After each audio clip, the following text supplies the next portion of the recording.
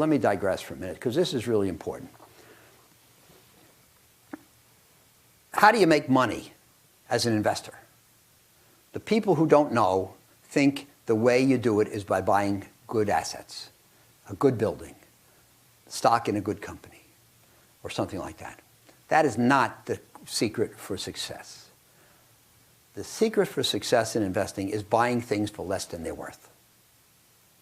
So if you buy a high-quality asset, you know, and I say in the book, there's a guy on the radio, I used to, when I lived in L.A., I listened to NPR on the way to work. And there was a guy and I heard him say it. He said, well, if you go into a store and you like the product, buy the stock. This couldn't be more wrong. Because what determines the success of an investor is not what he buys, but what he pays for it. And if you buy a high-quality asset, but you overpay for it, you're in big trouble. And you can buy a very low-quality asset, but if you pay less than it's worth, chances are you're going to make money. So the book says, chapter 3 says, the most important thing is value, figuring out what the value of an asset is. But chapter 4 says the most important thing is the relationship between price and value. So let's assume that you're able to figure out the value. If you pay more than that, you're in trouble. If you get it for less, the wind is at your back.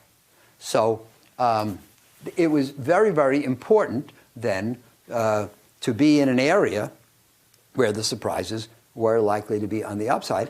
And if you buy the bonds of B-rated companies, about which there are such low expectations, maybe it's easy for there to be a favorable surprise.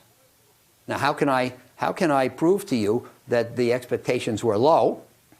The answer is that if you look in the Moody's guide to bonds in those years, what was the definition of a B-rated bond? Quote, fails to possess the characteristics of a desirable investment. In other words, it's a bad investment. Now, I drove here from the airport in my car.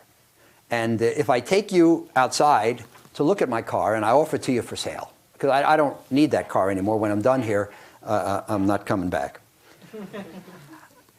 If I say to you, would you like to buy my car? What is the one question you must ask me before saying yes or no? Price. You get an A. You get an A. So, in other words, it's a good buy at a certain price. It's a bad buy at another price. Moody is now saying that B-rated bonds are a bad buy without any reference to price. So, in other words, there's no price at which a company that has some credit risk is worth investing in. And by the way, before I turned to high-yield bonds in '78, I was part of the bank's machinery to buy the bonds of the stocks of America's best companies. And I explained at lunch how if you bought the bonds of Hewlett-Packard, Perkin-Elmer, Texas Instruments, Merck, Lilly, Xerox, IBM, Kodak, Polaroid, AIG, Coca-Cola, and Procter & Gamble, and if you bought them all in '68 and you held them until '73, you lost 90% of your money. Why? Because they were overpriced. The average stock since the post-war has traded at 16 times its next year's earnings. These were trading at 80 and 90 times. Why? Because they were so good. Everybody says, these are great companies. Nothing can go wrong, so it doesn't matter what price you pay. And if you pay 80 or 90 times, that's fine. So here we are, in my experience, again, experience as a teacher.